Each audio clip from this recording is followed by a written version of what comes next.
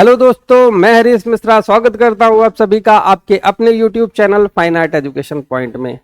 यूरोपीय कला को रोचक बनाने के लिए आपके लिए हम लेकर के आए हैं कुछ ऐसे पॉइंट, कुछ ऐसे तथ्य जो यूरोपीय कला के प्रति हमारी जिज्ञासा को और मजबूत करेंगे और हमें यूरोपीय कला को सीखने के लिए एक तरीके से मदद करेंगे।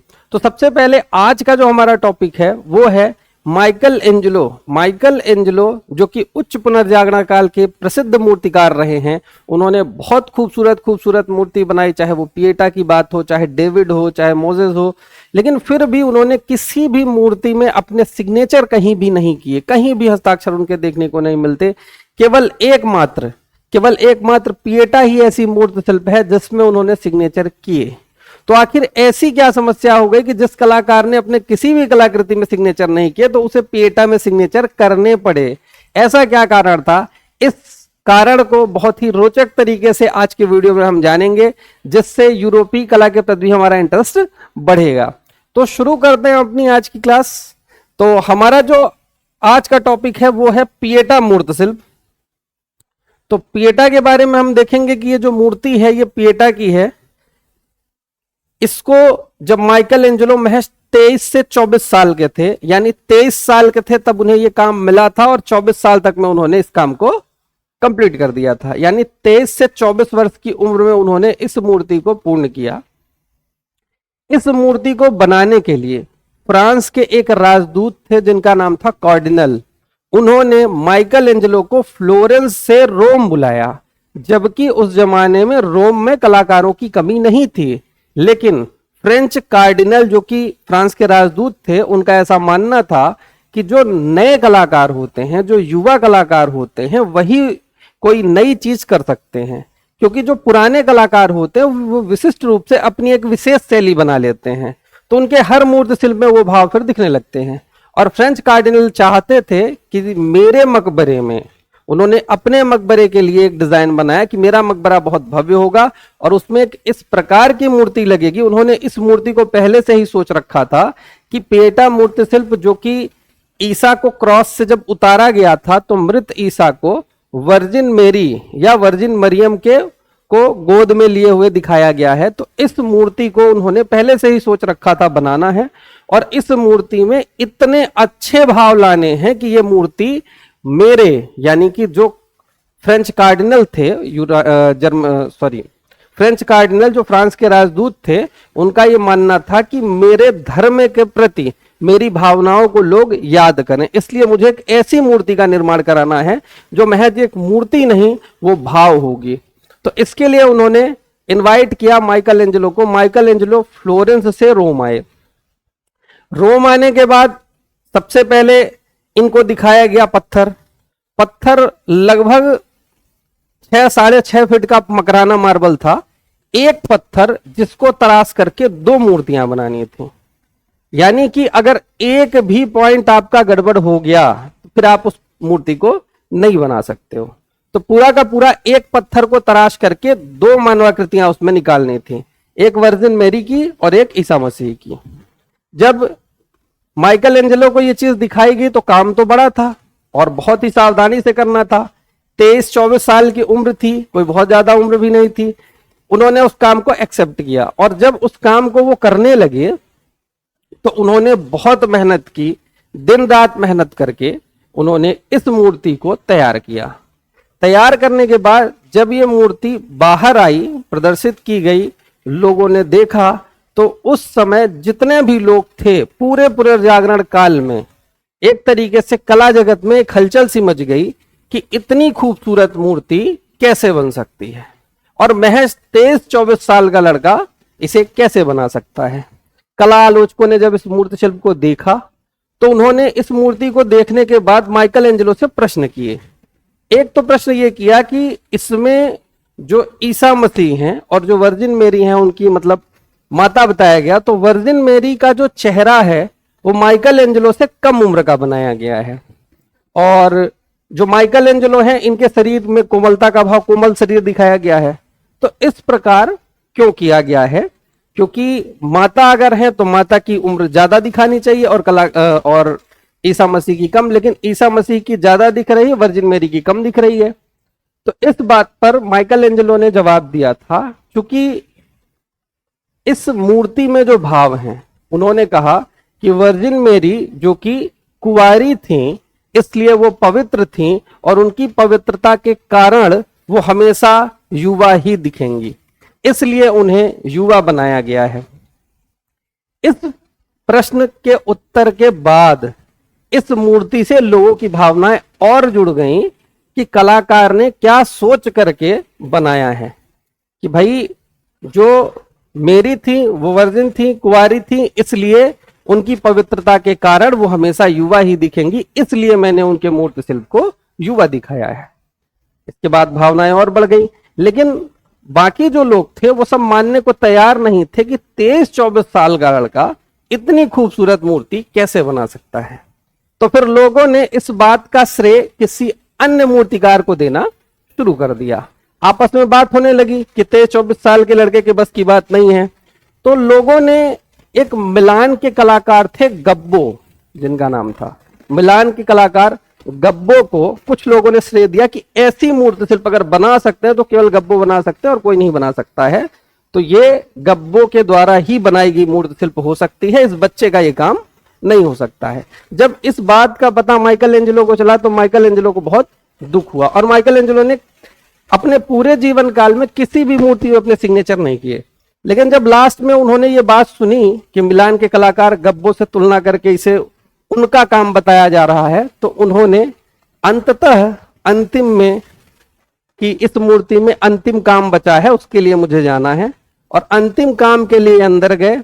और वर्जिन मेरी के यहां पर आप देखेंगे तो यहां पर एक पट्टा बना हुआ है, इस जगह पर एक पट्टा लगा हुआ है।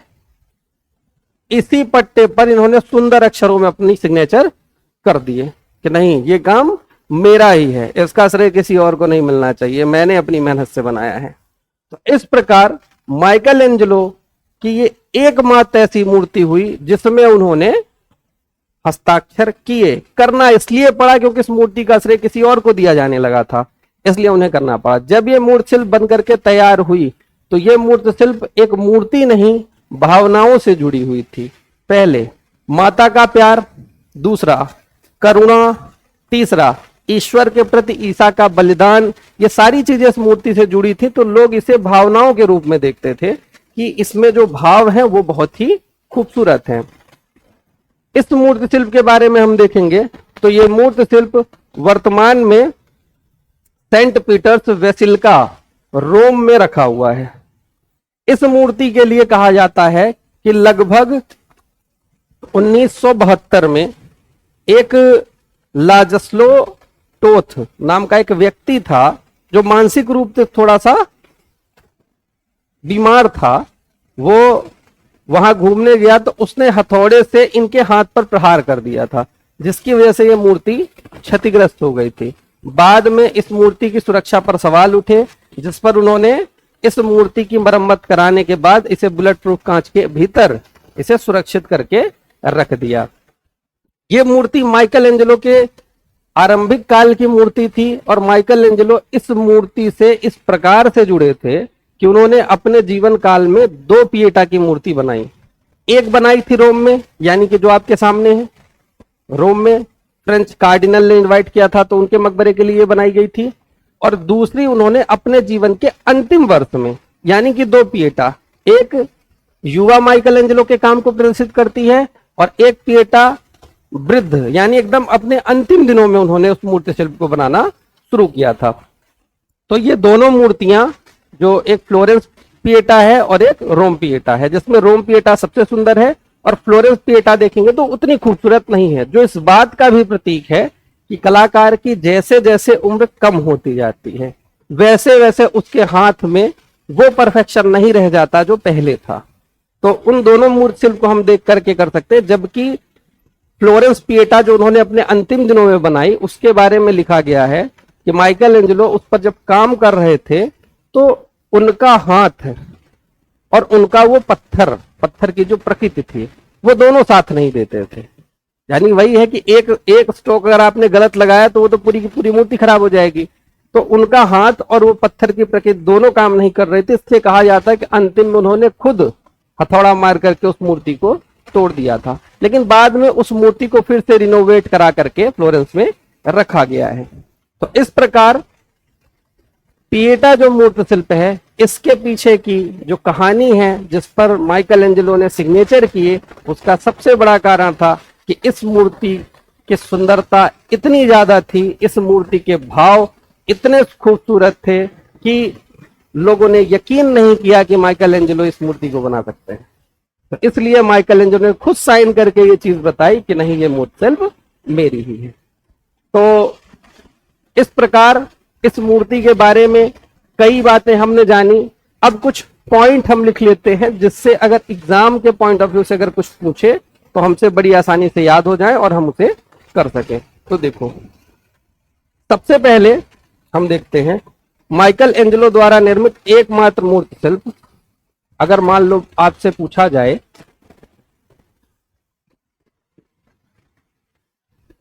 कि माइकल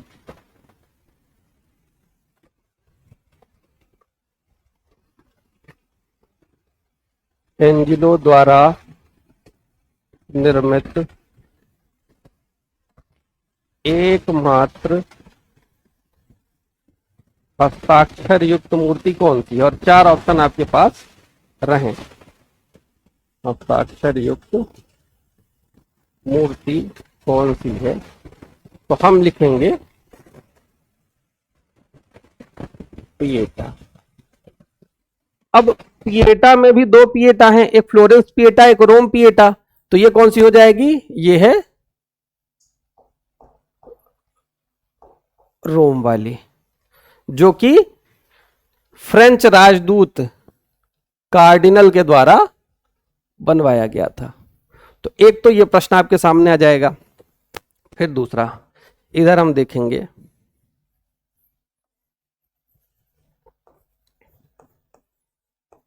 कि माइकल एंजेलो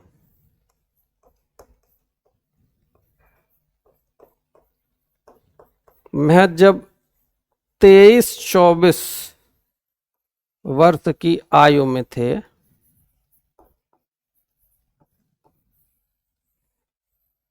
यानी कि ये समय था 1498-1499 के बीच। 1498 में इसका काम शुरू किया और 1499 में इसे पूर्ण कर दिया। महज 23-24 वर्ष की आयु में इन्हें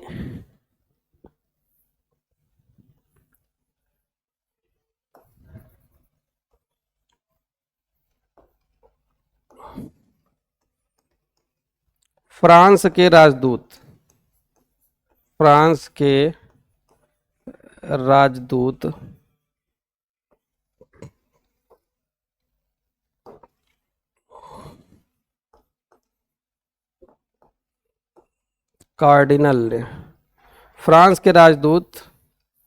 कार्डिनल ने इन्हें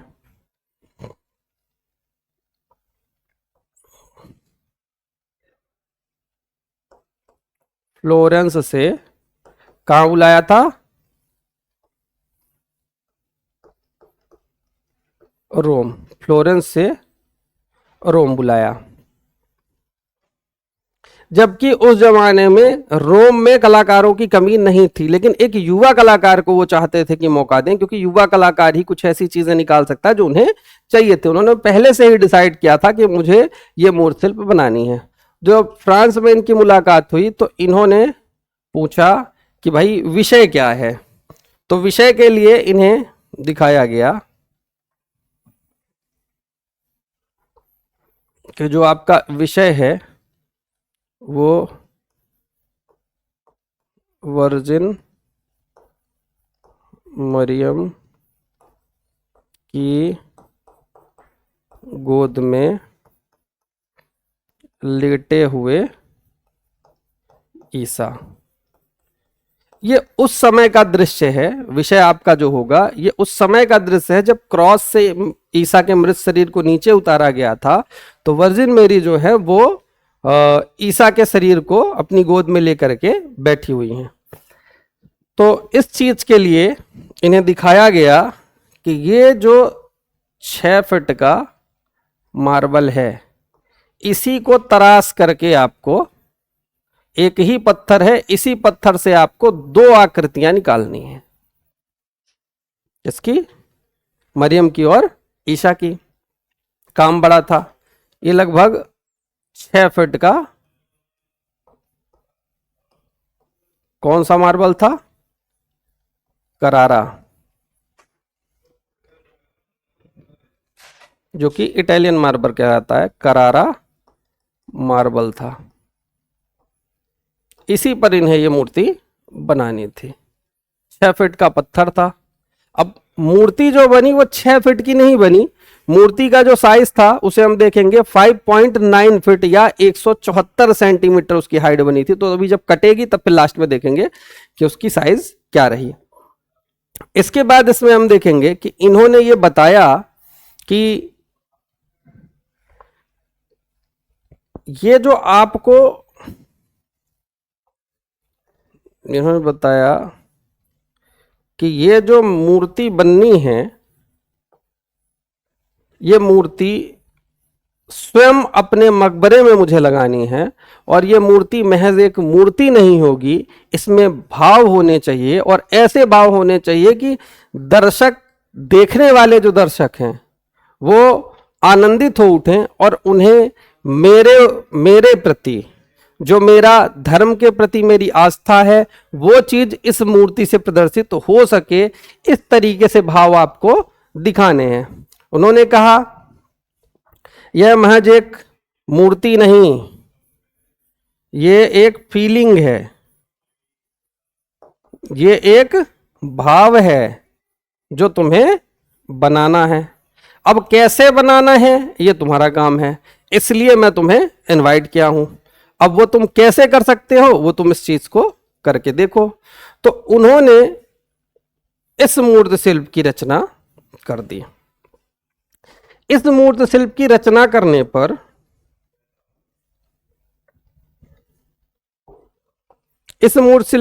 करने पर हम देखेंगे कि भाव के लिए इन्होंने कहा था, एक मिनट, भाव में क्या क्या आने चाहिए। एक तो मां का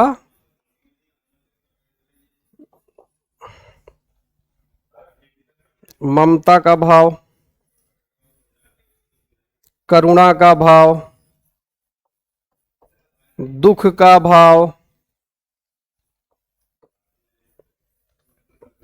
और ईश्वर के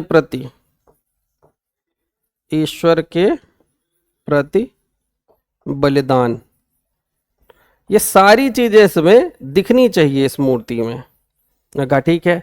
जब उन्होंने इस मूर्ति को बनाना शुरू किया तो जब ये मूर्ति बन करके सामने आई, ये मूर्ति जब बनकर तैयार हुई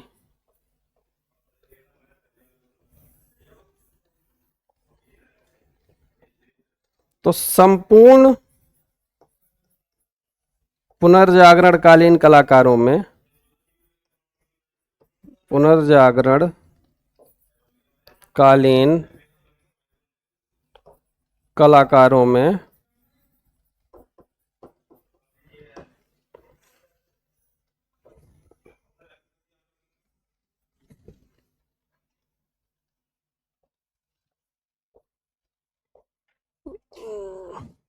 हलचल मच गई। हलचल इस बात की मच गई कि महज 23-24 साल का लड़का इतनी खूबसूरत मूर्ति कैसे बना सकता है। कला आलोचकों ने इसकी आलोचना भी की और उन्होंने इस पर प्रश्न भी किए।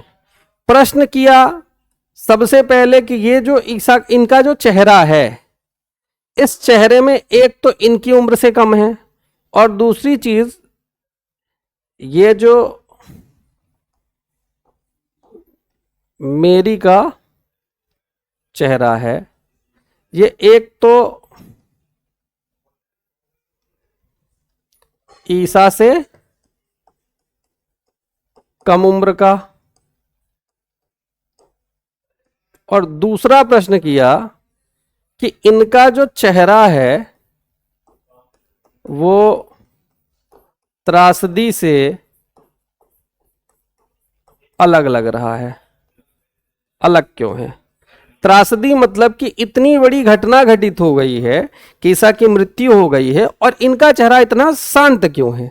भाई दुख दिखना चाहिए, करुणा दिखनी चाहिए, लेकिन चेहरा तो एकदम शांत सा दिख रहा है। तो इस बात पर उन्होंने जवाब दिया था कि ईसा से कम उम्र इसलिए बनाया गया है क्योंकि वो कुंवारी थी और उनकी पवित्रता बरकरार थी, जिसकी वजह से वो हमेशा युवा दिखेंगी, इसलिए वो युवा दिख रही हैं। दूसरी चीज, चेहरे में त्रासदी इसलिए नहीं दिख रही है कि जब दुख, ममता, बहुत सारी चीज जब एक साथ आपके अंदर आ जाती है तो इंसान स्तब्ध रह जाता है, यानी कि शांत हो जाता है, उसे कुछ भी समझ में नहीं आता। जब आपके ऊपर ज्यादा दुख आ जाता है तब आप रोते नहीं हैं। तो यहां पर उस भाव को दिखाने का प्रयास किया गया है कि यहां पर वर्जिन मेरी को जो दुख है वो इतना ज्यादा दुख है कि वो स्तब्ध है, तो इसलिए इसको इस तरीके से बनाया गया है। उनके इस प्रश्नों के बाद इस मूर्ति को जब भाव से जोड़ दिया गया तो ये मूर्ति और ज्यादा फेमस हो गई और लोगों ने चर्चा की कि इस मूर्ति को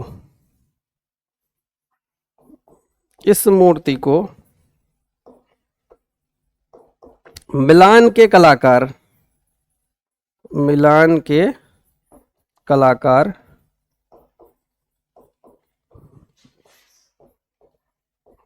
गब्बो से जोड़ने लगे कि ये मूर्ति महज 23-24 साल के लड़के का काम नहीं हो सकता, ये जरूर मिलान के कलाकार गब्बो का काम होगा।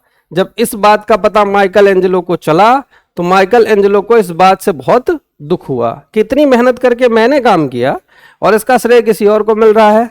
तो उन्होंने अंतिम में एक बार फिर से कहा कि उसमें कुछ लास्ट फिनिशिंग देनी है। तो फिर वहां पर पहुंचे, क्योंकि वो तो दूसरे का एरिया था जहां उन्होंने बनाया था, तो ये था कि थोड़ा काम उसमें बचा हुआ है। तो अंतिम में जाकर के उन्होंने गब्बो से जोड़ने लगे, जिसका पता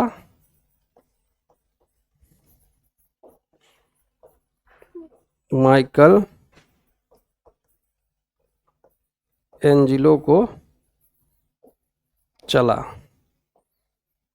तो उन्हें दुख हुआ, और दुख हुआ तो उन्होंने चुपचाप जा करके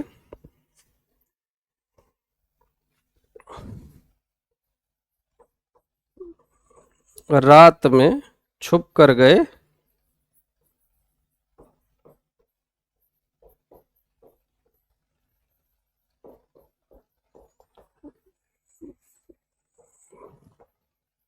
मेरी के पट्टे पर,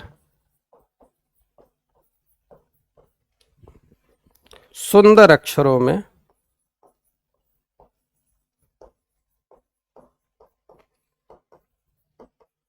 अपना नाम लिख दिया।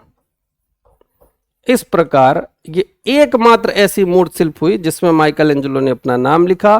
क्यों लिखा, कहानी आपको समझ में आ गई होगी। 1900, एक पॉइंट और इसी में देख लेते हैं, 1972 में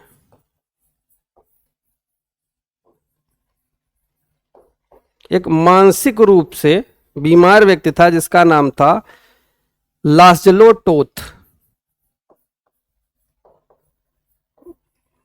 लाजलो टोथ, इसने एक हथौड़ा मार दिया, गलती से एक हथौड़ा मार दिया, जिसकी वजह से ईसा के हाथ की उंगलियां टूट गई थी। उसके बाद इसकी मरम्मत की गई और इसकी सुरक्षा पर सवाल उठने लगे, जिसकी वजह से बाद में इसे फिर से बुलेट प्रूफ कांच के भीतर रख दिया गया। वर्तमान में ये जो मूर्ति है वो सेंट पीटर्स इन बेसिलिका में रखी हुई है। तो हम इसमें देखेंगे अगला, ये जो मूर्ति है कहाँ रखी हुई है? सेंट पीटर्स इन बेसिलिका, जो कि कहाँ है? रोम में। इस मूर्ति का नाम क्या है? इस मूर्ति का नाम है रोम पिएटा। रोम पिएटा किस चीज से बनी हुई है? तो ये बनी हुई है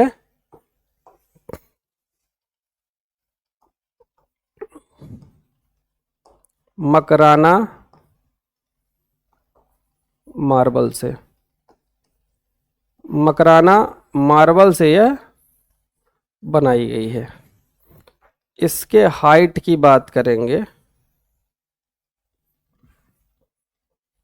इसकी जो हाइट है 5.9 फीट या 174 सेंटीमीटर। थोड़ा बहुत किताब में ऊपर नीचे हो सकता है, कुछ कुछ किताब में थोड़ा बहुत अंतर है, जैसे कहीं 5.8 दिया हुआ है, कहीं 5.7 दिया हुआ है, कहीं 174, कहीं 173 सेंटीमीटर दिया हुआ है, तो इसे हमें ध्यान रखना है। सेंट पीटर्सन बेसिलिका में है, 5.9 फीट इसकी ऊंचाई है। अब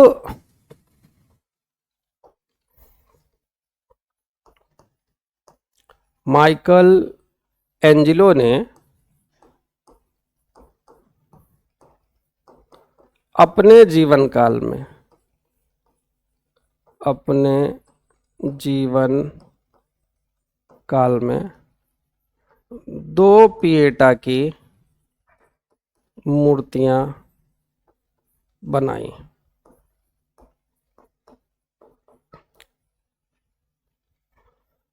पहली जो बनाई उसे कहा जाता है रोम पिएटा,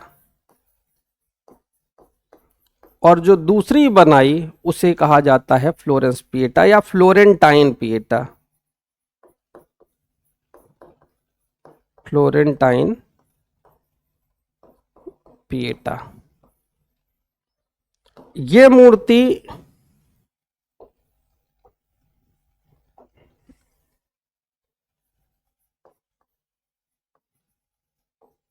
माइकल एंजिलो ने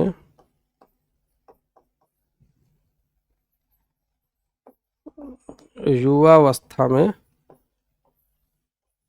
बनाई, जिस समय उनकी उम्र महज 23-24 वर्ष थी। यानी कि इस मूर्ति में ये दिखाई देता है कि किस प्रकार जब युवा कलाकार कोई काम करता है तो काम होता है। उसी प्रकार यहां हम देखेंगे फ्लोरेंटाइन पिएटा, ये इन्होंने माइकल एंजिलो ने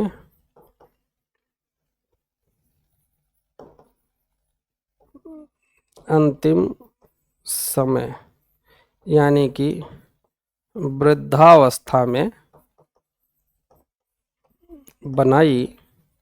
यह मूर्ति इस बात का प्रतीक है कि जब कलाकार कितना भी अच्छा हो, जब उम्र ज्यादा हो जाती है तो उस तरीके से उसके हाथ काम नहीं करते हैं।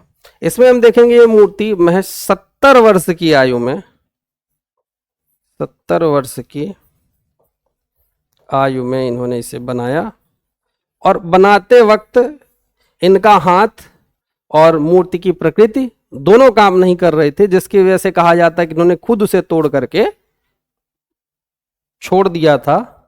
और इस अधूरे काम को, इस अधूरे काम को, ये काम 1547 में, 1547 में स्वयं के मकबरे के लिए स्वयं के मकबरे के लिए ये इस मूर्ति को बना रहे थे। जबकि ये मूर्ति इन्होंने 1498 से 1499 में फ्रेंच कार्डिनल के मकबरे के लिए तैयार की थी। फ्रेंच कार्डिनल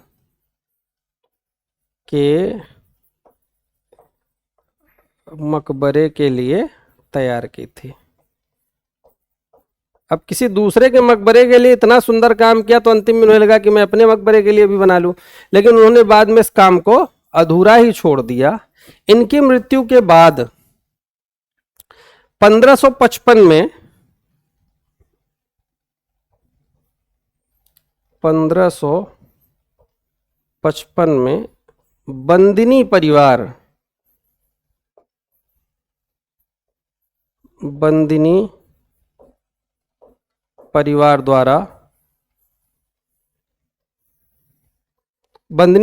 द्वारा इस मूर्ति की पुनर्स्थापना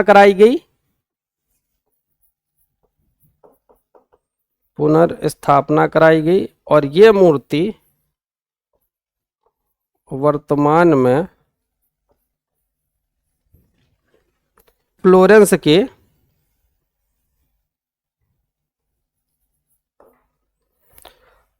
ओपेरा डेल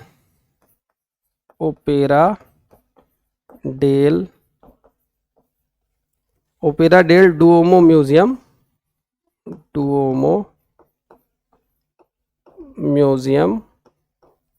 फ्लोरेंस में रखी हुई है। और वहीं हम रोम पिएटा की बात करें तो ये वर्तमान में सेंट पीटर्स इन बेसिलिका